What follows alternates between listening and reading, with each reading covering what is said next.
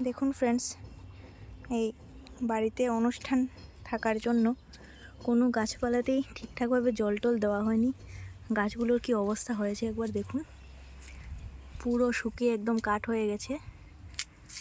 এমনিতে বেশি বড় বাগান নয় আমাদের, ছোটোখাটোই। তারপরেও দেখুন এই যে মিষ্টি কুমড়ার গাছ কি অবস্থা হয়েছে দেখুন, ওইখানে একটা ধরে আছে। এই দেখুন, শুধু এই গাছগুলো একটু ঠিকঠাকভাবে হচ্ছে। এই যে 9 o'clock বা অনেকে এটাকে মস রোজও বলে। তো আপনারা চাইলে এই গাছগুলো এই সামার সিজনের জন্য লাগাতে পারেন। খুব সুন্দর ভরে ভরে ফুল আসে এটার মধ্যে। এই দেখুন, অ্যাডেনিয়ামের কিছু গাছ আমি লাগিয়েছি, একদম শুকিয়ে গিয়েছিল। এই দেখুন আস্তে আস্তে আবার নতুন পাতা উঠছে, খুব সুন্দর ফুল ফুটে এগুলোতে। দেখবেন গোলাপ গাছের অবস্থাটা একবার দেখুন কি হয়েছে। এটা আমি বীজ করব গোলাপে, তাই জন্য এই ফুলটা আমি তুলিনি, রেখে দিয়েছিলাম।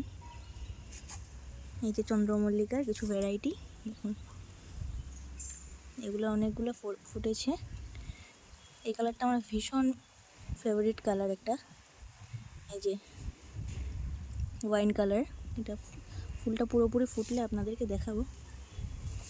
কিন্তু এই জল টল না দেওয়ার কারণে গাছগুলোর অবস্থা একদম খারাপ হয়ে গেছে, পুরো শুকিয়ে গেছে। অনুষ্ঠান চলার জন্য জল টল দেওয়া হয়নি। এই দেখুন অনুষ্ঠানের বাঁশটাস এখনও রয়েছে লাগানো, স্ট্রাকচারটা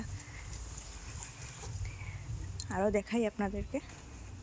এই দেখুন এই গাছগুলোর অবস্থাগুলো দেখুন একবার কি হয়েছে। তো আপনারা অবশ্যই গাছ টাছ রাখলে যত্ন করবেন, টাইমলি জল টল দেবেন। এই যে আমার ছোট্ট জারবেরা গাছ আমি লাগিয়েছিলাম পিঙ্ক কালারের,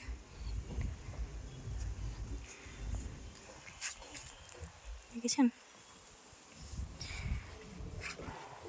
দেখুন আমাদের ছোট্ট ছাদ বাগান, যার অর্ধেকটাই শুকিয়ে গেছে একদম পুরো। কেমন লাগলো ভিডিওটা আপনারা জানাবেন। কয়েকটা ইনডোর প্ল্যান্ট আপনাদেরকে দেখাচ্ছি, এগুলো একদম শুকিয়ে গেছে।